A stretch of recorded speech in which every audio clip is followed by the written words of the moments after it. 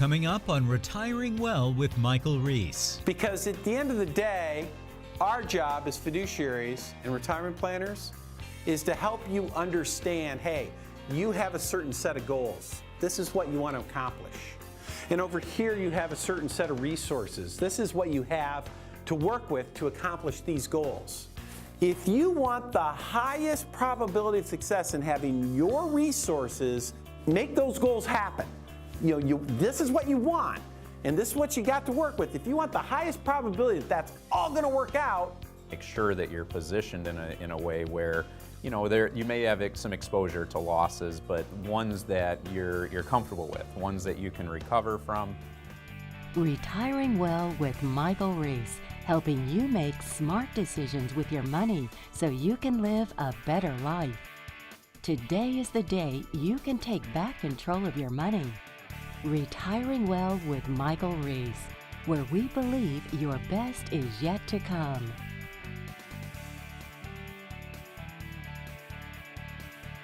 Welcome to Retiring Well. I'm your host, Michael Reese. I am excited about this week's show. We are talking about the big disconnect between you and the financial planning industry, particularly when you're talking about risk. Right? So when you talk about risk, and there's a lot of reasons for that, but let's imagine, to really help you better understand what's going on, let's imagine that you could be a fly on the wall in a financial advisory office. I know, it's very exciting, right? And you could be a fly on the wall, and you get to sit there and watch 10 people, 10 families come in for the first time to that advisor's office. So here you are on the wall, you're watching what's happening, right? And then what does every financial advisor do at the beginning? When they meet a new family, it seems like they're always trying to identify what is your risk tolerance. How, are you a conservative investor? Are you moderate? Are you aggressive? What are you? And let's, for the sake of today's discussion, say that as you're that fly on the wall, every one of the 10 families that come in, they all say the same thing. We're moderate. That's what we are. We're moderate. We are moderate investors. We're middle of the road. We're not real aggressive, but we're not super conservative either. We're kind of middle of the road. On a scale of 1 to 10, with 10 being aggressive and 1 being conservative, we're like maybe a 4, 5, or a 6, something like that. Okay, that's exciting. All 10 are moderate. Now, what's going on each side of the table there? So this may come as a surprise to you, but the minute a financial advisor hears that you're moderate, here's what they're thinking. Because this is what the financial industry thinks. The financial industry believes that if you are a middle-of-the-road, moderate investor, then you, in a down market, are completely comfortable losing about a third of your money, 30, 35%. If the market's a bad market like 08 or the early 2000s, they're saying, you know what, losing 30, 35%, that's right in your wheelhouse. You're absolutely fine with that. That's what the financial industry believes. But you're that fly in the wall. Right? You're up there on the wall, and you're seeing all 10 of these families come in. They're all saying they're moderate. What do you think? Do you think that all 10 of those families would define moderate as happily losing 30, 35% when the market's down? Do you think they're all good with that? You see, I found that just asking someone if they're conservative, moderate, or aggressive, that's not communication. Because what if you were moderate? Your definition of moderate may not be the same as mine. It may not, and mine may not be the same as the financial industries. And I promise you this, if 10 people come in the door and they're all moderate, 10 families, all moderate, they don't have the same definition. I can promise you that. Everybody has their own idea of what moderate means. So I always like to ask a follow-up question. I say, oh, wait a minute here, wait a minute. You said you're moderate. Okay, well, what does that really mean to you? What is moderate? let me make sure I understand you. When you say moderate, you're a 4 or 5 or 6, what does that really mean to you? And guess what? I'm going to get 10 different definitions, aren't I? That's what I'm going to get, 10 different definitions. I'm going to get one person says, well, I'm moderate because I like to be in the stock market, but I don't want to lose more than 10%. If it's down, I want to be out. And another person might say, yeah, I'm kind of moderate investor. That means I'm willing to lose half my money in a single year, because they think aggressive means to lose it all. I mean, everybody has their own definition. And this is where the big disconnect comes in. Because, you have your definition, the advisor has their definition, and then the industry has their definition. Everybody has different definitions. And unless that advisor is really digging deeper and asking you, wait a minute, what do you really mean by that? Well, unless they're doing that, you'll often find that the difference in definitions get you in trouble when markets go south. Make sure that you guys are clear in understanding there.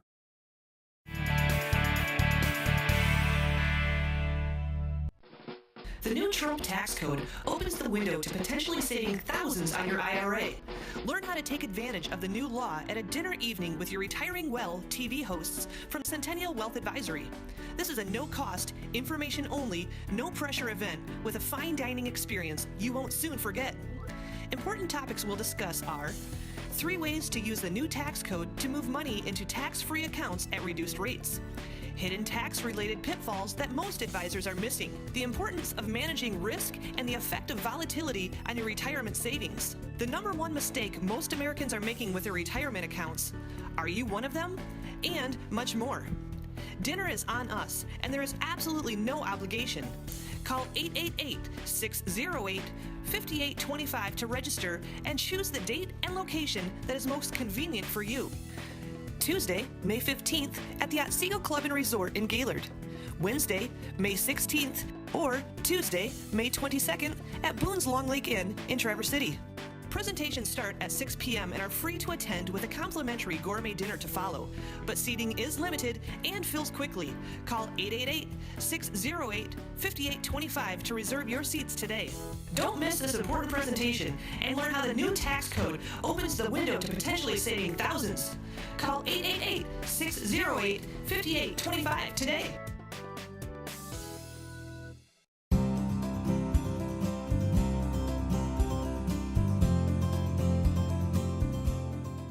Here at Centennial Wealth, when we talk about your best is yet to come, what we're really referring to is that retirement is different today. Retirement represents a fundamental change.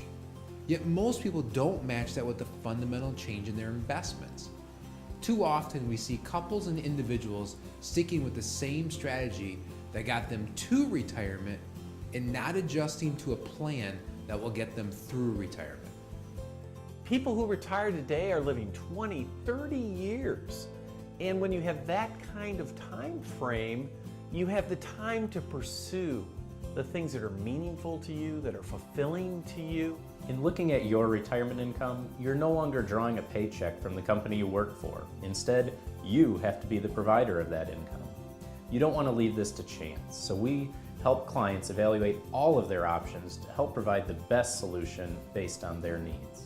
Most people in their working years put money into IRAs and 401ks because they wanted to push the tax off to their retirement years when they expected they would be in a lower tax bracket. Far too often, though, they find themselves in the same lifestyle, in the same bracket, and all they did is kick the can down the road. Well, I'm happy to share with you, we have helped guide hundreds of families past that point into a future that is absolutely bright. Although it's not fun to discuss, it's vital that we evaluate your life insurance and long-term care planning.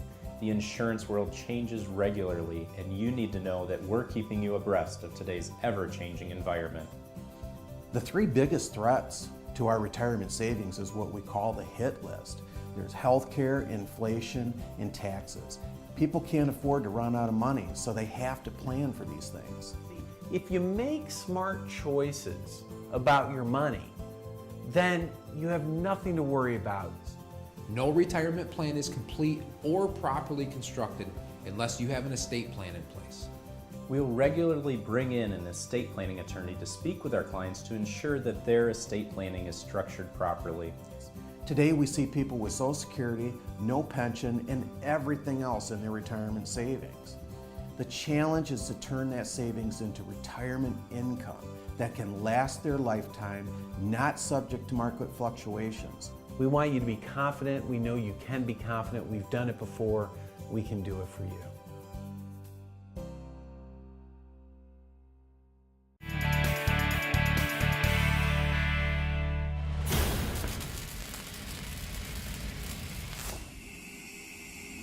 This week in Chalk Talk, we are going to talk a little bit about risk, and I have a great acronym for you, and that is how much risk can, C-A-N, how much risk can you take? All right, so this is going to be fun.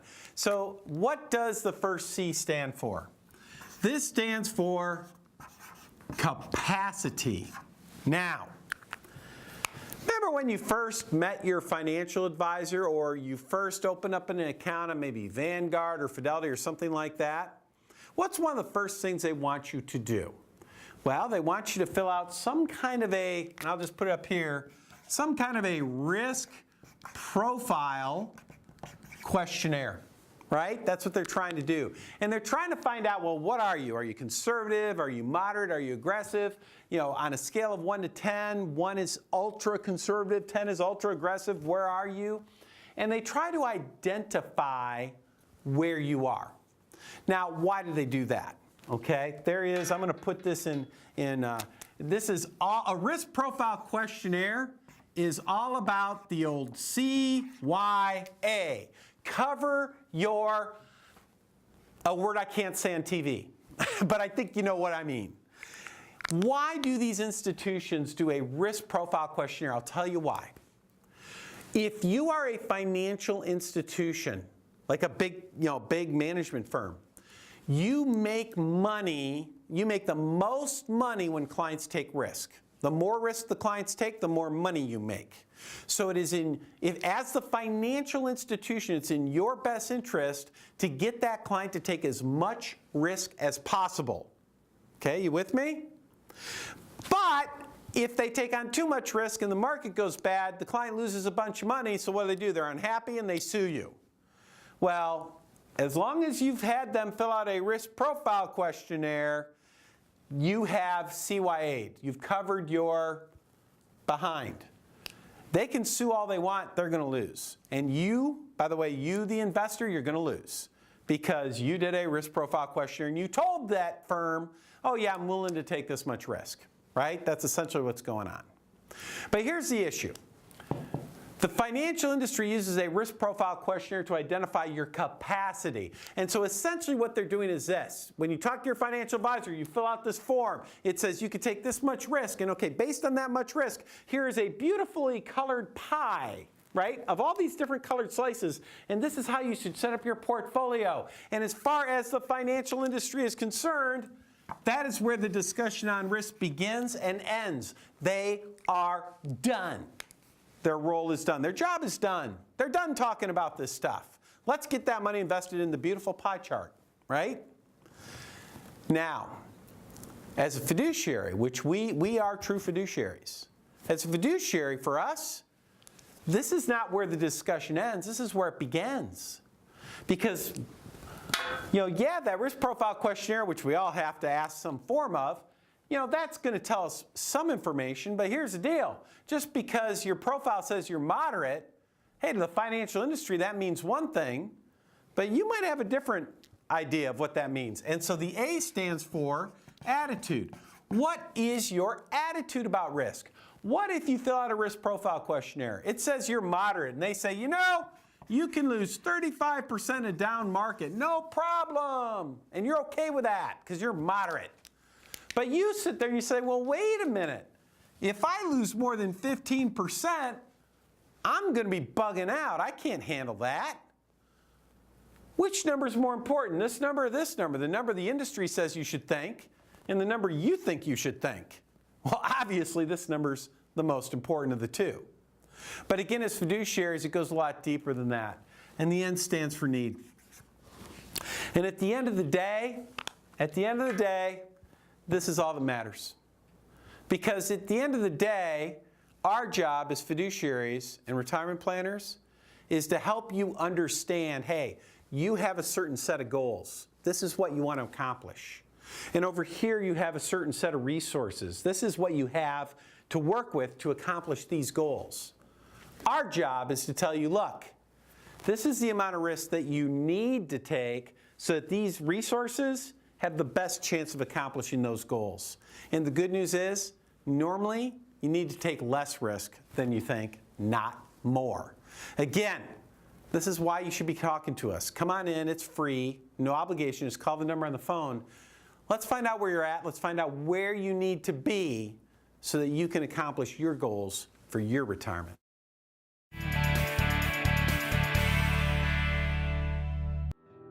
Your grandchildren are precious to you. They are your life. This is your time to have that special relationship. Taking care of yourself is taking care of them. Centennial Wealth Advisory is offering a free, no-obligation retirement review to make sure you don't run out of money during your retirement. Centennial Wealth Advisory. Your best is yet to come.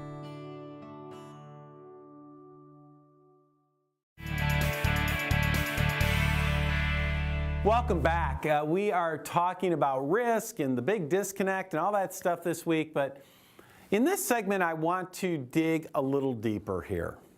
And I'm going to ask you the question, who's the doctor in the room? Right? Who's the doctor in the room? Now, what do I mean by that? Let's imagine that you go to your doctor because you've got a problem. We'll pick a big problem. What if you have cancer? Right? And boy, I sure hope that never happens to you. But let's imagine you get cancer of some type. And you go to the doctor, and the doctor says, all right, you've got skin cancer. Here's what you need to do. A, B, C, and D. You need to take these steps, and that gives you the best probability that this is going to be fixed. Right? That's what the doctor basically does. They don't. Now imagine something different though. Imagine the discussion goes more like this. What if you go to the doctor, you find out you got cancer, and the doctor sits there and says, okay, well, how do you want to be treated? Yeah. I don't know. What do you mean, how do I want to be treated? I got cancer. You're the doctor. You're supposed to tell me what to do.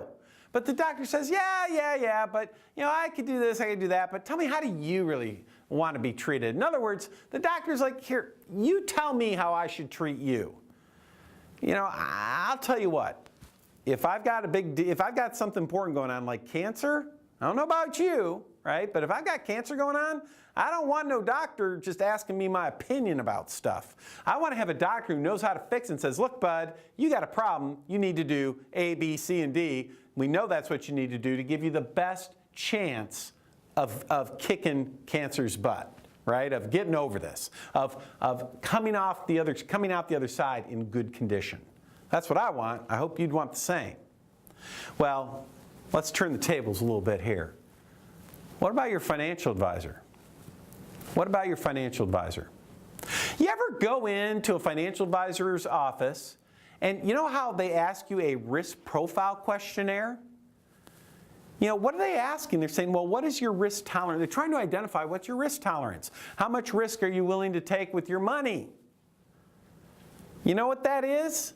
That's like our example of the doctor asking me when I had cancer. I've never had cancer, but imagine I did. It's like the doctor saying, hey, Mike, how do you want to be treated? That's not what it's about. That's not what it's about.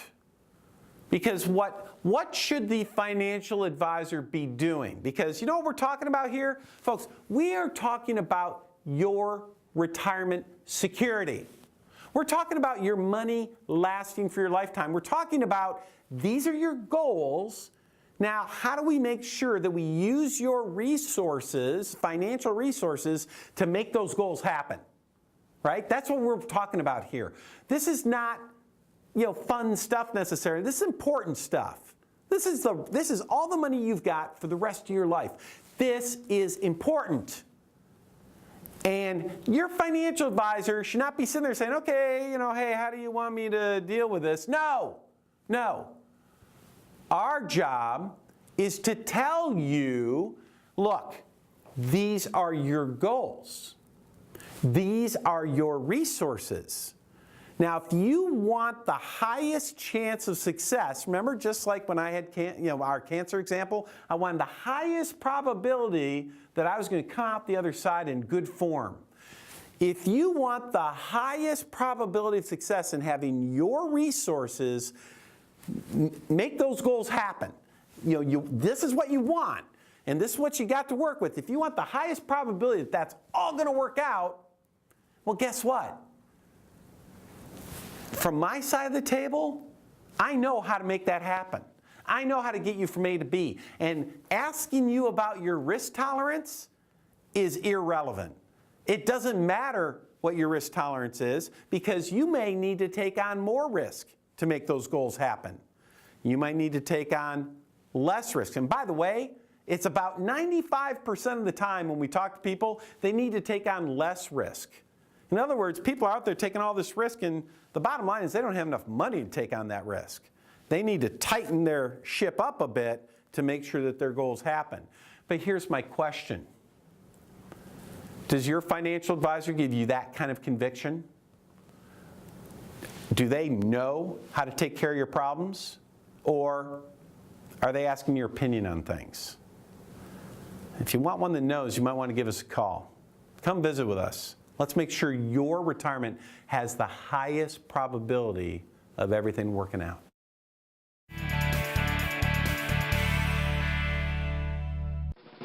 The new Trump tax code opens the window to potentially saving thousands on your IRA.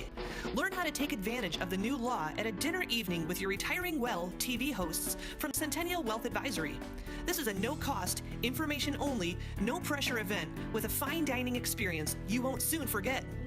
Important topics we'll discuss are 3 ways to use the new tax code to move money into tax-free accounts at reduced rates, hidden tax-related pitfalls that most advisors are missing, the importance of managing risk, and the effect of volatility on your retirement savings. The #1 mistake most Americans are making with their retirement accounts. Are you one of them? And much more. Dinner is on us, and there is absolutely no obligation.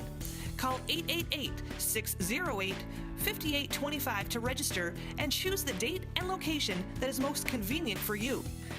Tuesday, May 15th at the Otsego Club and Resort in Gaylord. Wednesday, May 16th, or Tuesday, May 22nd at Boone's Long Lake Inn in Traverse City. Presentations start at 6 p.m. and are free to attend with a complimentary gourmet dinner to follow, but seating is limited and fills quickly. Call 888-608-5825 to reserve your seats today. Don't miss this important presentation and learn how the new tax code opens the window to potentially saving thousands. Call 888-608-5825 today.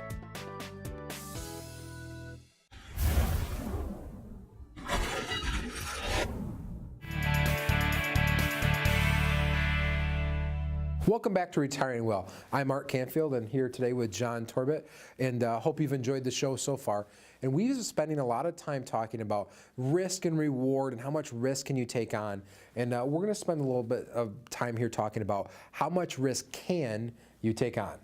Yeah, and that, Art, makes me think of, like, as far as people's attitude towards risk and how we're really seeing as markets are moving, especially as we're in the midst of this second longest bull run in history, as some people's attitudes may be changing over time. I'm thinking of a couple I recently met with where, you know, they'd been a little more conservatively postured, and they're sort of seeing this market growth, and they wanted a little bit of a piece of that, and so they're looking at maybe taking on a little bit more risk, and that's where you just really need to be careful, though, right? I mean, because it makes me think of it then, like, from the need factor. Did they really need to be taking on that additional risk? Right. So what you're saying is that your risk isn't just something you probably pick at one point in your life and it's forevermore.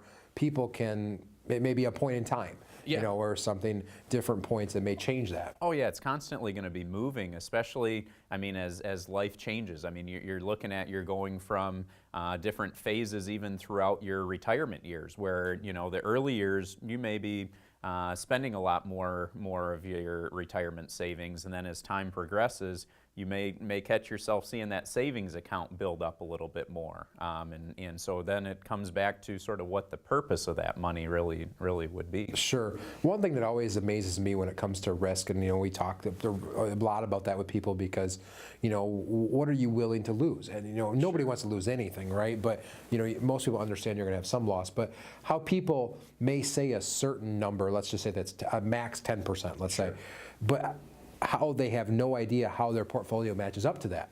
And it just always blows my mind to know, hey, I want to lose only 10%, and then we start looking at their portfolio and it's way more aggressive than what they think. Oh, and that seems to be commonplace for us when we're sitting down with folks, is it seems that they want to be conservatively postured. They don't want to take on a great amount of risk, but when we look at their 401k statements or their IRAs, and really we're able to dive behind there using this Morningstar analysis and really see what risk they're taking on within that portfolio, and a lot of times it is a lot greater risk than they're really comfortable with. Yeah, it's funny. It seems like we never see anybody that has too little risk in their portfolio. It's always the other way around, it seems like.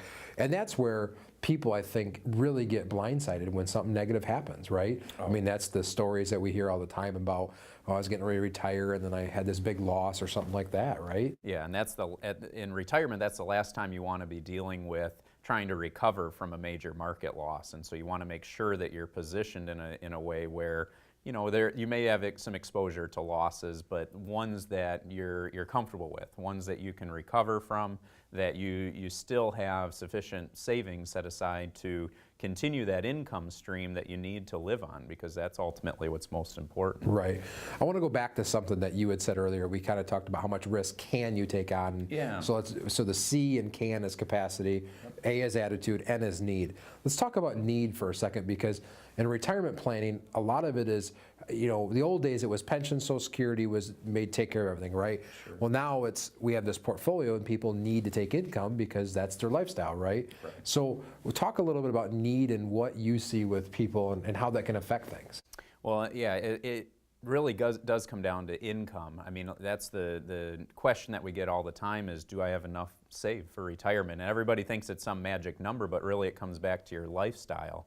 And as long as you know what income needs you have, that's where it's a matter of determining what part of the portfolio you're going to use to generate that income and making sure it's structured properly to match up with that. Right. It seems to make complete sense, right? If you know what you need, it can help really plan for everything else, and as opposed to just, instead of just dumping investments in and hoping it works out, right? Oh yeah, definitely. Well, folks, if this sounds anything like you, if you haven't had this risk conversation lately with your advisors, now is a really good time to be doing this. You should be revisiting this consistently and constantly to make sure that your investments align with what your tolerance is, what your attitudes are, what your needs are. You need to know those things.